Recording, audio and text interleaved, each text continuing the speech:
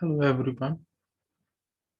Uh, Today we will discuss our two topics. These are very small topics, but very important topics. Uh, Very important related to the breeding. Um One is the standardization of the performance records.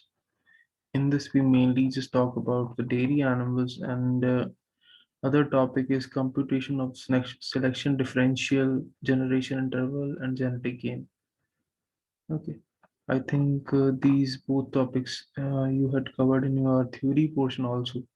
But I'll just give very brief about these two topics.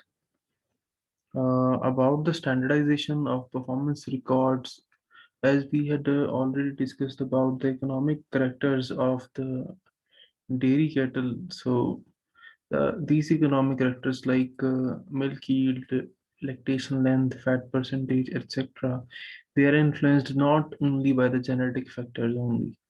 Okay, so there are some non-genetic factors also, which are just coming inside that. Hence, the standardization of production records it is necessary to make selection more efficient and effective because the superior animals would then be more likely to be superior because of the inheritance. Okay, we just don't want that कुछ selection procedure इस तरह से हो जाए कि जो हमारा animal अच्छा नहीं है उसको हम सिलेक्ट कर लें. ठीक है. तो what we do we standardise our records all the performance records of the dairy cattle. तो इसमें से कुछ मैंने इसमें मेंशन किए हुए हैं, बाकी और भी हैं स्टैंडर्डाइजेशन टेक्निक्स, वो हम अभी डिटेल में नहीं करेंगे. ठीक है. Some of the factors may corrected by recording production of standard length of time or by using adjustment factors derived from the last data of many animals. Okay, there are so many. I had told there are so many procedures for standardization. Just बहुत brief है इसके बारे में. The Herd Improvement Association recommends that records may be adjusted for the lactation length for milking per day and age of the cow. Okay. Not only 305 days हमने बोला था कि lactation length होनी चाहिए, उसके अलावा हम milking per day के हिसाब से number of milking कितनी है. ठीक है. Number of milkings per day and age of the cow. ठीक है. उसके हिसाब से हमें जितना भी डाटा है उसको हमें एडजस्ट करना होता है. Adjustment of records for these variables is necessary for more valid comparison of sire and dam selection. ठीक है. तो अगर सबका एडजस्टमेंट कर रखी होगी तो वी कैन से कि जो सायर और डैम की हमने सिलेक्शन करनी है वो इजी हो जाएगी हमारे लिए. स्टैंडर्डाइजेशन ऑफ मिल्क रिकॉर्ड्स, इसमें the standard practice is to correct milk. जो लैक्टेशन लेंथ है वो हम रखते हैं 305 डेज की. ठीक है. जो मिल्किंग है वो हम रखते हैं 2 times milking and 4% fat corrected milk. ठीक है. तो ये जो है हम मेजरली 3 फैक्टर्स जो है हम इस तरह से स्टैंडर्डाइज करते हैं. इनको थोड़ा हम डिटेल में पढ़ते हैं. Lactation length it is usually corrected for 305 day pieces, and because this reduce the variation and production records causing by varying length of lactation. 305-day lactation is more desirable because cows should calve each year and should have optimum dry period of 60 days between two successive lactations. इसमें क्या है कि overall हम lactation length हम मान के चलते हैं कि 305 डेज की ही होनी चाहिए. 305 डेज ही क्यों हम मानते हैं, क्योंकि 305 days plus 60 days that will make total 365 days. तो that is just a year. तो एक ईयर में हम यही मान के चलते हैं कि एक ईयर में हमें एक नेक्स्ट जनरेशन मिल जाए. ठीक है. तो हम जनरलाइज्ड जो लैक्टेशन लेंथ है वो हम 305 डेज की मान के चलते हैं. ठीक है. Frequency of milking, the number of times of cow milk per day is also important source of variation in milk production. ठीक है. कितनी बार हम उसकी मिल्किंग कर रहे हैं ठीक है, that is also very important. More number of milkings in a day result in production of more milk, so comparison between cow between twice and thrice daily is not valid. ठीक है. हमने simply एक बात कर रहे हैं कि किसी एक काऊ को हम ट्वाइस डेली हम उसकी मिल्किंग कर रहे हैं, किसी काऊ की हम थ्राइस कर रहे हैं, किसी की हम 4 टाइम्स कर रहे हैं. तो उन सब का डाटा जो होगा उसको हमें स्टैंडर्डाइज करना होगा. हम सबको कंपैरिजन में नहीं कर सकते. ठीक है, हर एक का प्रोडक्शन लेवल अलग अलग होगा एनिमल का. तो उसको हम एक ही स्टैंडर्ड में लाने के लिए हम ट्वाइस वाला डाटा तो ट्वाइस में ही रहेगा. अगर थ्राइस वाला होगा उसको भी हम ट्वाइस में कन्वर्ट करेंगे. अगर 4 टाइम्स वाला होगा, 4 टाइम्स मिल्किंग, उसको भी हम 2 टाइम्स मिल्किंग में कन्वर्ट करेंगे. Hence the records are usually adjusted to the 2 times milking per day. ठीक है, तो जनरली हम उसको 2 टाइम्स मिल्किंग में लाते हैं. ठीक है, अगर ज़्यादा मिल्किंग्स होंगी, नहीं तो जनरली वी रिकमेंड कि 2 टाइम मिल्किंग ही होती है. ठीक. Age of the cows. The age of the cow is having significant influence on total milk yield produced during the lactation length. ठीक है. The in general, it is established that the cow reach its peak production at 5 to 7 years of the age. If it is older than 9 years or younger than 2.23, 2.3 years, the production will be low. Hence, the factor used to convert the records into the mature equivalent basis. ठीक है. तो हम क्या करते हैं कि अगर किसी काऊ की प्रोडक्शन हमने देखनी है, जनरली उसकी हम बात करते हैं. There is some typographical errors. तो जनरली हम अगर बात करें तो जो पीक प्रोडक्शन पे एनिमल पहुंचता है वो अपनी एज के 5 to 7 years के अंदर अंदर एनिमल पीक प्रोडक्शन पे होता है. ठीक है. तो अगर उस एनिमल की एज 9 years से ज्यादा है या 2 ढाई साल से कम है, तो उस पर्टिकुलर केस में हम क्या बोलते हैं कि उसको हम एज का जो फैक्टर है उसको कंसीडर करते हैं और एक मेच्योर इक्विवेलेंट बेसिस पे हम उस पूरे डाटा को स्टैंडर्डाइज करते हैं. ठीक है. Next is fat percentage. Generally 4% fat is considered as the standard fat content of milk. ठीक है. कई एरियाज में they consider that 3.5% it is standard, but हमारे यहाँ पे it is 4% fat. It is considered as standard fat content of the milk. Hence, the comparison of the milk at different fat percentages, it is standardized to the 4%. Hence, this is known as 4% fat corrected milk or FCM. ठीक है. uh, जो ये formula है, ठीक है, इसमें 4% FCM is equal to 0.4 multiply by total milk जितना उसका प्रोडक्शन है, plus 15 multiplied by total fat percentage कितना है उसके अंदर. ठीक है, पर केजी पर हम पॉइंट्स के हिसाब से इसके अंदर भी जस्ट फिल द वैल्यूज, तो that will give us the fat percentage. ठीक है. तो in this way we can standardise our performance records. ठीक है, इसमें कुछ ज़्यादा खास नहीं है. Our next topic, it is the computation of the selection differential, generation interval and genetic gain. ठीक है. जब भी हमने इकोनॉमिक करेक्टर्स की बात की थी तो हमें यही था कि हम एनिमल को सिलेक्ट करेंगे तो उससे नेक्स्ट जनरेशन हमारी अच्छी होगी. ठीक है. तो किस तरह से हमने एनिमल को सिलेक्ट करना है और नेक्स्ट जनरेशन में क्या हमारी वैल्यूज किस तरह से अच्छी हो रही हैं, जेनेटिक गेन कितना हमें मिल रहा है, तो वो हम सब इस पर्टिकुलर टॉपिक में देखेंगे. ठीक है. Quantitative traits are those traits affected by several pairs of genes. ठीक है. जितने भी क्वांटिटेटिव ट्रेड्स हैं वो generally they are affected with the several pair of genes. The phenotype of such traits may be affected not only by additive or non-additive actions but also they are affected with the environment also. ठीक है. Hence, the total phenotypic variations for a particular trait in a population may be partitioned as follows. तो जितनी हम बात करते हैं कि total phenotypic variance जो है, ठीक है, VP is equal to V A plus V D plus V I and V E, where VA is equal to additive genetic variance, this PD is the variance due to dominance, VI is variance due to the uh, interactions, and VE is equal to the variance due to the environmental factors. ठीक है. Selection is defined as the choosing of parents to produce next generation offspring. ठीक है. जो हमारे पास population है उसमें से कुछ को हमने सेलेक्ट कर लिया और उनसे हम नेक्स्ट जनरेशन के ऑफस्प्रिंग लेंगे, तो that all procedure is the selection.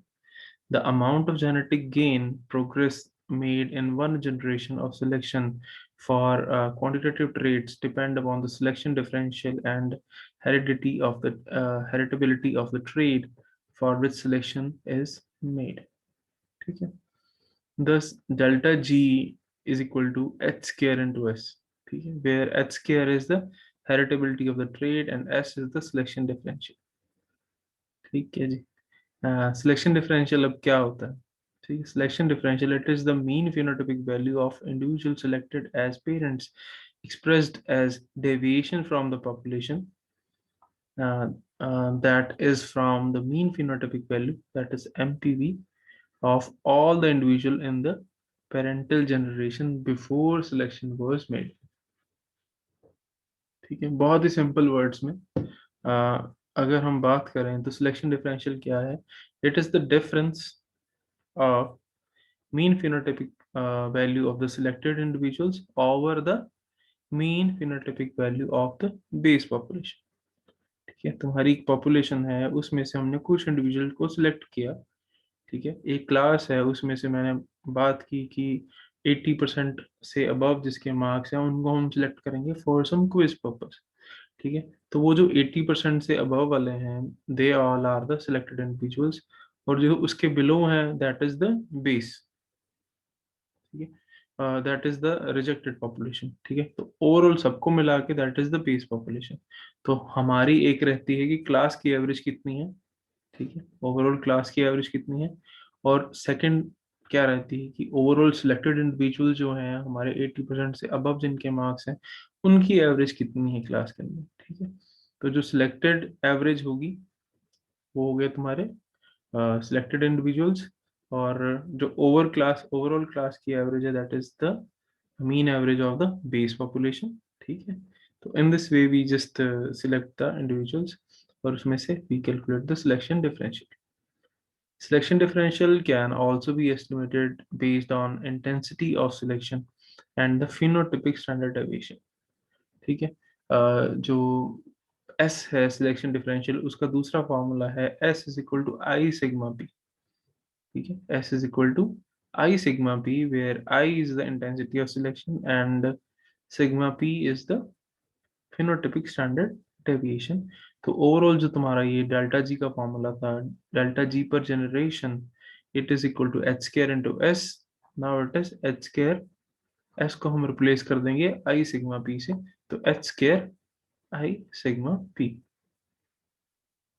ठीक है, next is the heritability, the amount of total phenotypic variance that will be transmitted to the next generation is measured as the heritability of a particular trait. कि कितना हम बोलते हैं कि phenotypic variance है total में से कितना ट्रांसमिट हो रहा है टू द नेक्स्ट जनरेशन. ठीक है, that is the heritability. Heritability को हम दो मेजर सेंसेस में बात करते हैं. One is small H square and other one is the broad sense is the capital H square. ठीक है, small H square is equal to V A by V P.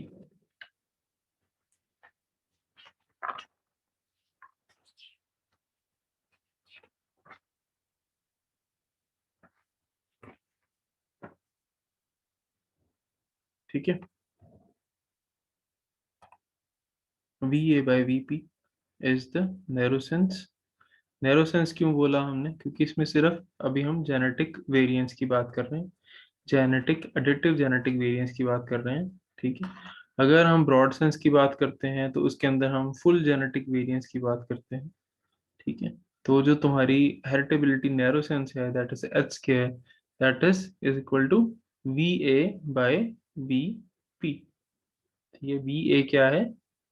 variance due to the additive genetic variance and additive gene action, and VP is the total phenotypic variance, ठीक है। और अगर हम broad sense की बात करते हैं, that is capital S K, that is VG by VP। VG is overall genetic variance plus divided by the phenotype overall phenotypic variance. अब जेनेटिक में क्या है हमारे पास? PA/BD/VI, ठीक है, divided by PA/BD/VI plus VE, ठीक है। इस तरह से we can just break down this particular thing. Next is the rate of genetic change or response of selection or genetic gain, ठीक है। It is the difference of mean phenotypic value between the offspring of selected individual, selected parents, and the whole of the parental generation before selection, ठीक है। अब R और S में क्या difference है? ठीक है, S की अगर हमने ऊपर बात की थी तो S क्या है? Selection differential. It is the mean phenotypic value of the selected individual minus the base population की फिनोटिपिक वैल्यू क्या है, ठीक है। और वही मैंने बात बोली कि ओवरऑल क्लास में से हमने कुछ परसेंट वालों को, ऊपर वालों को सिलेक्ट कर लिया, उनकी एवरेज में से बेस की एवरेज को माइनस कर दिया, that is the S value. अब इन्हीं बच्चों को हमने आगे वाली क्लास में भेजा और नेक्स्ट जनरेशन में देखा कि उनमें से कितनी एवरेज आ रही है, क्योंकि अब ये सारे टॉपर्स हैं, ठीक है। तो अगर उनको नेक्स्ट जनरेशन में हम भेज रहे हैं, उनकी जनरेशन्स का देख रहे हैं कि किस तरह से उनका माइंडसेट है या कुछ भी है, ठीक है। I know this example is a bit on other side, but yes, in this way we can just select the individual. For example, we have cows, milk production is optimal, ठीक है। उनमें से हमने कुछ इंडिविजुअल को select किया, that is of selected population. तो उस सिलेक्टेड पॉपुलेशन को will just allow them to mate, and उनसे हमारी नेक्स्ट प्रोजेनी आएगी, उस प्रोजेनी का हम यूज करेंगे, ओके। और उनकी जो प्रोजेनी होगी उसकी प्रोडक्शनल वैल्यू को हम चेक करेंगे, और उस प्रोडक्शनल वैल्यू को हम सब्ट्रैक्ट करेंगे to from the parental generation, जो उनकी बेस पेरेंटल जनरेशन है, ठीक है। तो that will just give us the R value, ठीक है। अगर सिंपली मैं बात कर रहा हूँ, ये हमारा एक बेस है, ठीक है।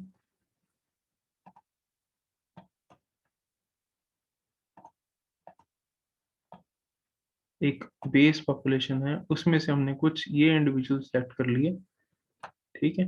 तो इन इंडिविजुअल्स का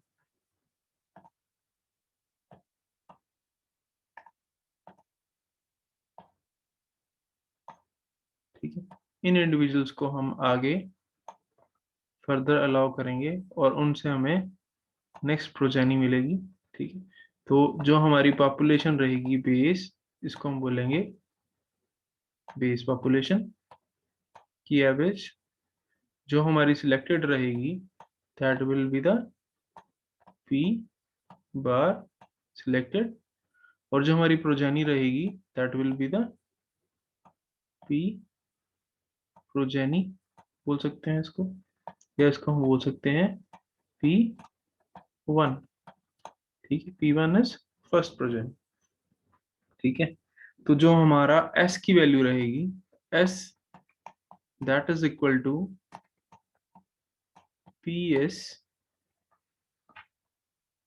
यहाँ लिखना थोड़ा मुश्किल है, but I am trying, PS bar minus P bar naught, ठीक है। तो that is the S value. और अगर हम आर की बात कर रहे हैं, R is equal to P one bar minus P bar naught. ठीक है, तो जो बेस पॉपुलेशन की जो वैल्यू है उसमें से हम जो तुम्हारी प्रोजेनी की वैल्यू होगी उसको हम सिलेक्ट सब्ट्रैक्ट करेंगे, तो that will give us the R. ठीक है, now R is equal to this R is equal to the delta G per generation. ठीक है, that is equal to the delta G per generation.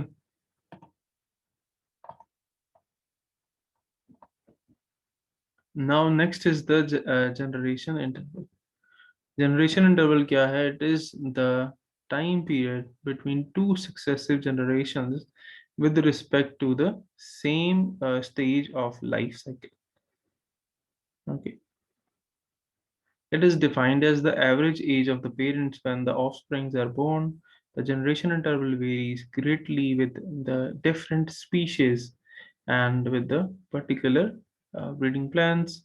The selection response is also affected by generation interval when the different schemes of selections are compared for relative genetic progress. Okay, everything is similar with the formula, just uh, with this delta G formula, this per generation, delta G per generation, this formula is for the generation. But if we are using, if we are calculating delta G per year, then we will divide this particular delta G with the generation interval of that particular species. ठीक है, हर एक individual का generation interval अलग अलग रहेगा। ठीक है, तो जो हमारा जनरेशन इंटरवल है उसको हम इसमें पुट करेंगे values, that will give us the delta G per year. Okay, therefore the maximum genetic gain will result when the heritability and selection differential of the trait under consideration is high and generation interval is low। ठीक है, अगर generation interval कम है, delta G और तुम्हारा heritability और selection differential की value ज़्यादा है, ठीक है, इट इज़ ऑब्वियस अगर हमारा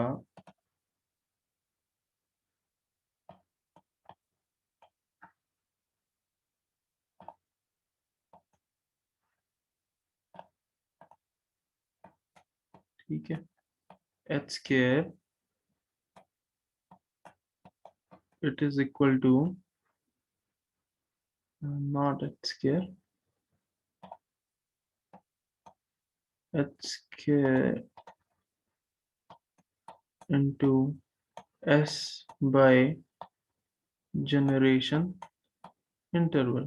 ठीक है, तो अगर हमारा एच स्केयर की वैल्यू ज़्यादा होगी या हमारे एस की वैल्यू ज़्यादा होगी, तो that will just increase the numerator. ठीक है, तो न्यूमिनेटर ज़्यादा होगा तो अपने आप ही जनरेशन तुम्हारा जेनेटिक गेन या आर की वैल्यू ज़्यादा होगी। ठीक है, अगर जनरेशन इंटरवल कम होगा, ठीक है, अब डिनोमिनेटर कम है तो अपने आप ही इसकी वैल्यू ज़्यादा आ जाएगी। बट अगर जनरेशन इंटरवल ज़्यादा है, ठीक है, तो that will just overall decrease the value of the your genetic gain. तो व्हाट वी वांट कि जनरेशन इंटरवल जो है वो हमेशा कम से कम रहे। ठीक है, जनरेशन इंटरवल हमेशा कम से कम रहे, हेरिटेबिलिटी उस ट्रेट की हमेशा सबसे ज़्यादा रहे, और जो हमारा सिलेक्शन डिफरेंशियल है उसकी वैल्यू हमेशा ज़्यादा रहे। ठीक है, अभी इसके नीचे कुछ प्रॉब्लम्स हैं तो वो हम डिस्कस करते हैं थोड़ा।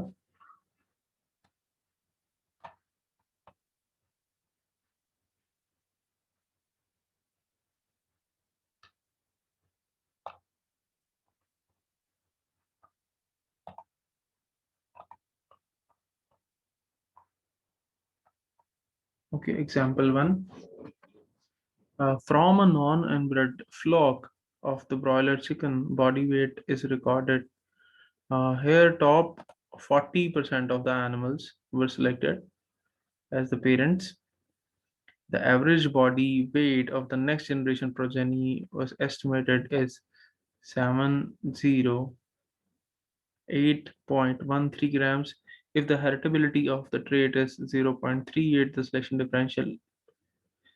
differential is 66.73 and generation interval is uh, 0.7 years. Calculate the genetic gain per generation per year and average body weight of the base population. Okay, now we will start. हमारे पास क्या क्या है इसमें? What we have is the average body weight of next generation progenies. Okay, that is the P1. Okay, P1 की value है this. P1 हमारे पास है और क्या है हमारे पास? हेरिटेबिलिटी है और इसके अलावा भी है सिलेक्शन डिफरेंशियल. ओके, इसके अलावा भी है जनरेशन इंटरवल. ठीक है, तो हमारे पास ये चीजें हैं, चार चीजें. ठीक है, तो पहला जो है that is genetic gain per generation, उसका फॉर्मूला है एच स्केयर इंटू एस. ठीक है, genetic gain per generation that is H square S. H square S हमारे पास है, एच स्केयर है, इसकी वैल्यू है 0.38 एंड एस की वैल्यू हमारे पास है that is 66.73 grams. That will give us the genetic gain per generation. Okay, second is genetic gain per year. अब इसी को ही हम generation interval से divide कर देंगे. That will give us the genetic gain per year. Okay, अब last is the average body weight of the base population. Base population का अब एवरेज बॉडी वेट निकालना, वो किस तरह से निकालेंगे कि हमारे पास एच के एस की वैल्यू है. ठीक है, वो हमने निकाल ली. ठीक है, फर्स्ट पॉइंट पे एच के एस की हमारे पास वैल्यू है that is equal to R. ठीक है, that is genetic gain per generation और आर की वैल्यू क्या होती है?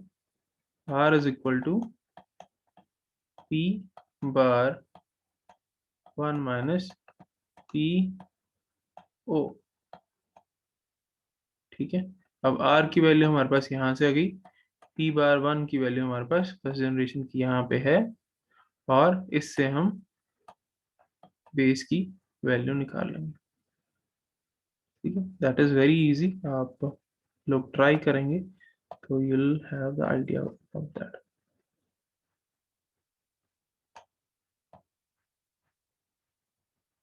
Okay, and now we'll go with the go to the second example.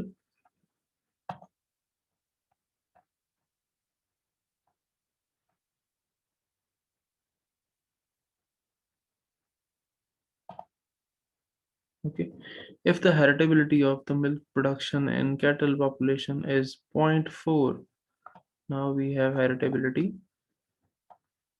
The phenotypic standard deviation, that is sigma p, and the genetic gain per year. Genetic gain per year we have, okay, 5 kg. Generation interval is 7 years. Okay, the fourth one is the generation interval. Okay, अब हमने क्या निकालना है? Intensity. Intensity का formula अगर हम बात करते हैं तो इंटेंसिटी क्या थी? Delta G is equal to H square S. Okay, S is equal to I sigma P.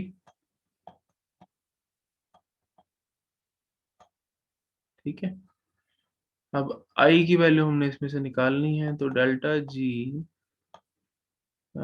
This is per year तो इसके नीचे जनरेशन इंटरवल भी रहेगा. ठीक है, तो delta G multiply by the generation interval divided by H square into sigma P, ठीक है, that will give us the value of I, ठीक है. In this way we can calculate the value of I, that is the intensity of selection. Okay, last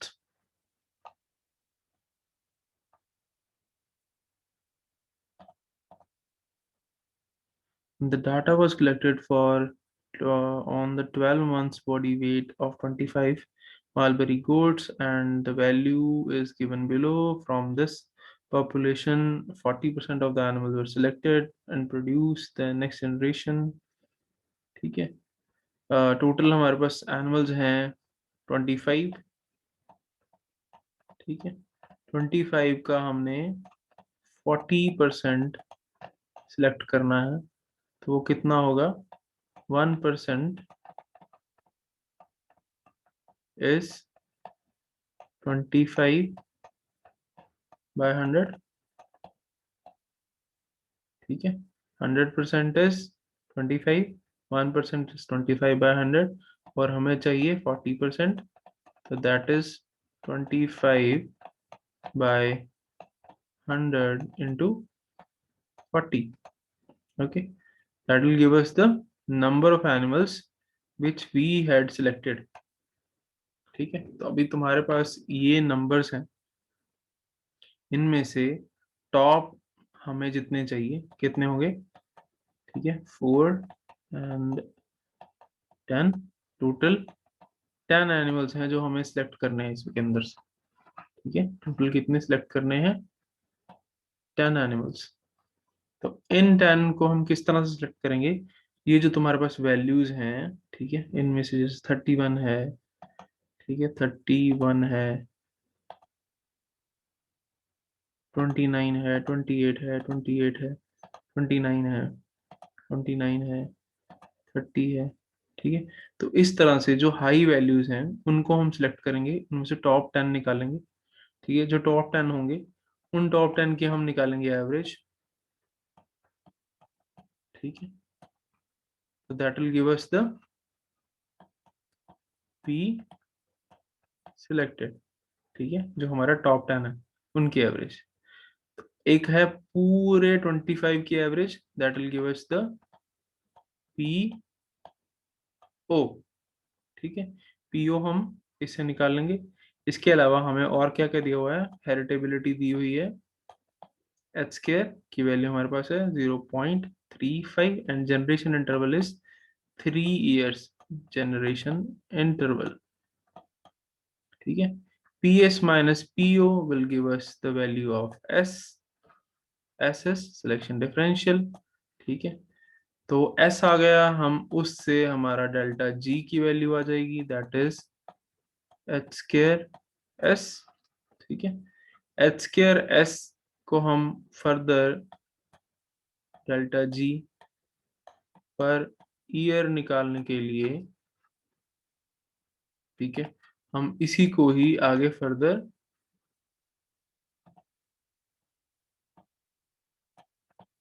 that is h square s by generation interval, ठीक है. that will give us the genetic gain per year, ठीक. अब average body weight of flock in next generation, ठीक है, वो किस तरह से निकालना है, that is that we can calculate from this delta जी.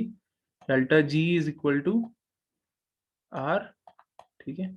और आर हमारे पास, आर की वैल्यू हमने निकाल ली है, और आर क्या होता है, पी आई और P1 माइनस पी नॉट और P0. P0 is the base population in 25 का एवरेज. आर की वैल्यू हमने यहाँ से निकाल ली है, H square S, or from that we can calculate the value of this P1. Okay, in this way you can calculate these values. Okay, इनको try करिए, अगर कुछ प्रॉब्लम होगी then you can discuss with me. Okay, thank you so much.